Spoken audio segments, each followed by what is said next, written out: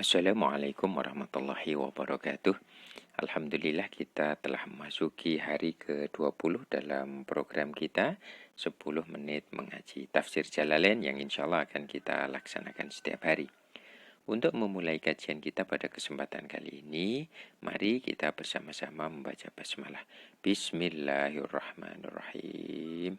Semoga dengan bacaan basmalah ini Allah memberikan keberlimpahan kepada diri kita, Allah memberikan keistiqomahan ke dalam diri kita untuk terus mengkaji ayatnya, memahami isinya, untuk mendapatkan hikmah-hikmahnya dan mampu mempraktekannya di dalam kehidupan keseharian kita.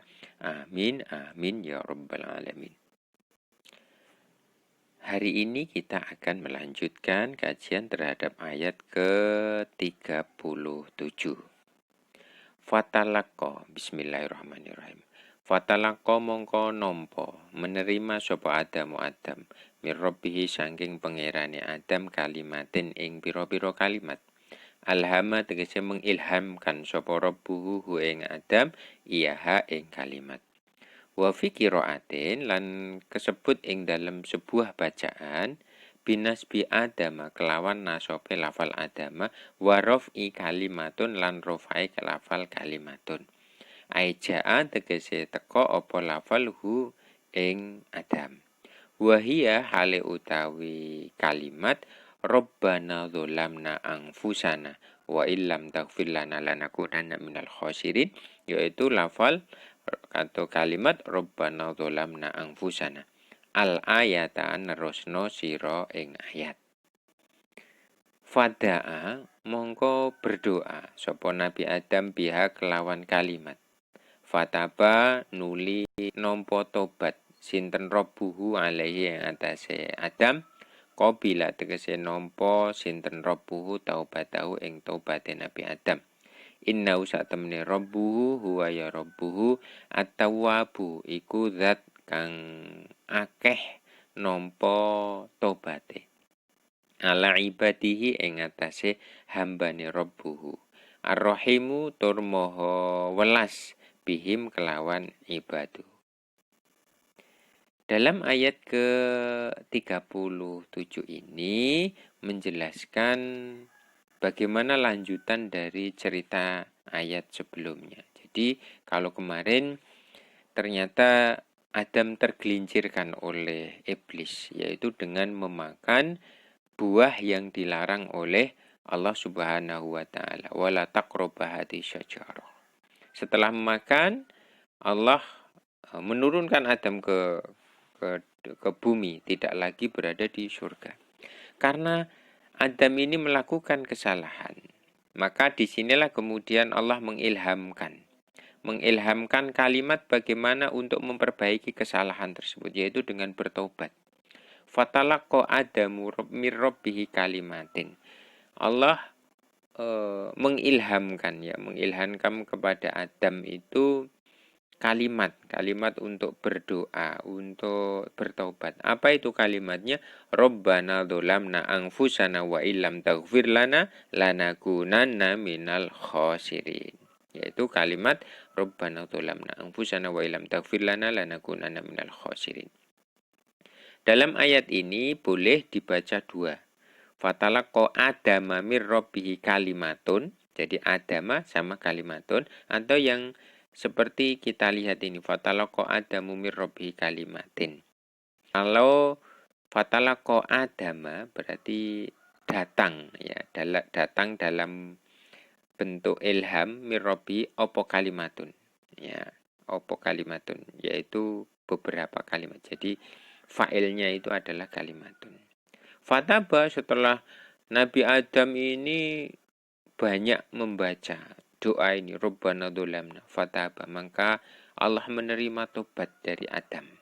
Kalau tobat dari Adam ini fatu'au, kalau kita baca di bawah fatu'au biha kana min Adam wa Hawa. Jadi walaupun di sini alaihi maksudnya adalah Adam wa Hawa. Jadi pelaku tobatnya itu tidak hanya Nabi Adam, tetapi Adam wa Hawa.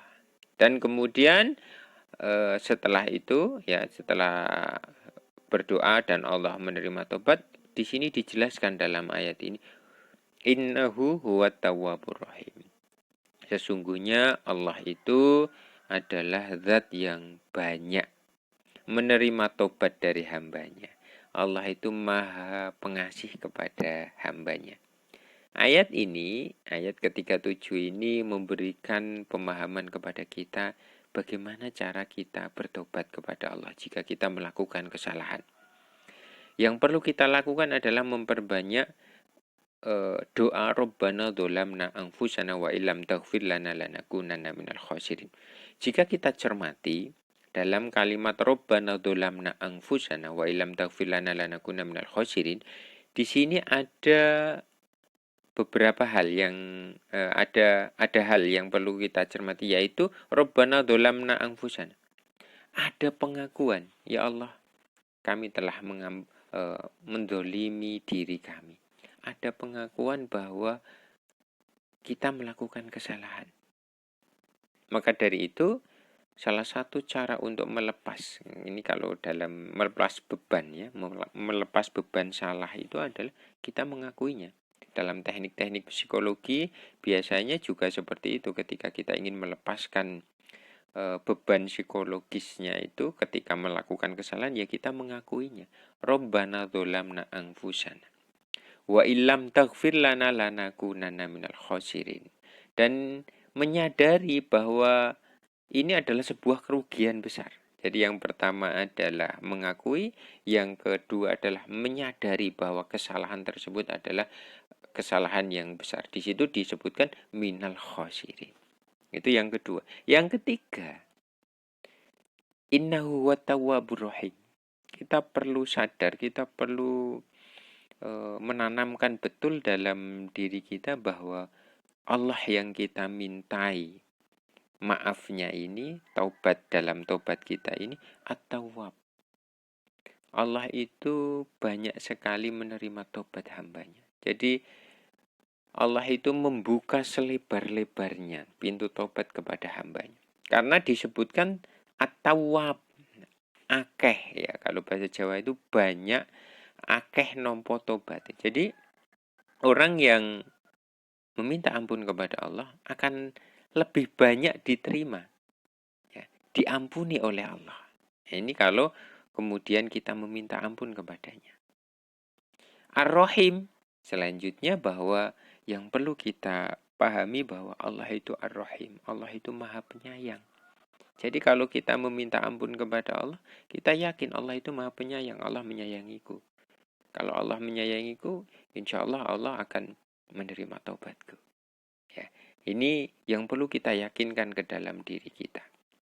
Ya, bukan berarti kalau kemudian At-Tawwabur Rahim ini kemudian karena Allah itu At-Tawwabur Rahim, aku tak banyak melakukan dosa aja lah, Allah kan Maha menerima taubat. Bukan itu. Tetapi psikologi ya, untuk membangun psikologi bahwa ketika kita salah itu masih ada ruang yang begitu lebar bahwa kesalahan kita akan diampuni oleh Allah. Bahwa Allah itu akan menyayangi kita dengan apa? Dengan mengampuni dosa-dosa, mengampuni kesalahan yang kita lakukan. Jadi hari ini kita belajar bagaimana cara bertobat. Bertobat dengan memperbanyak Rabbana dzolamna anfusana wa illam taghfir lana lanakunanna minal khasirin, yang di dalamnya harus kita sertakan yang pertama adalah pengakuan, yang kedua adalah kesadaran bahwa yang kita lakukan itu adalah sebuah kesalahan yang merugikan diri kita, minal khasirin.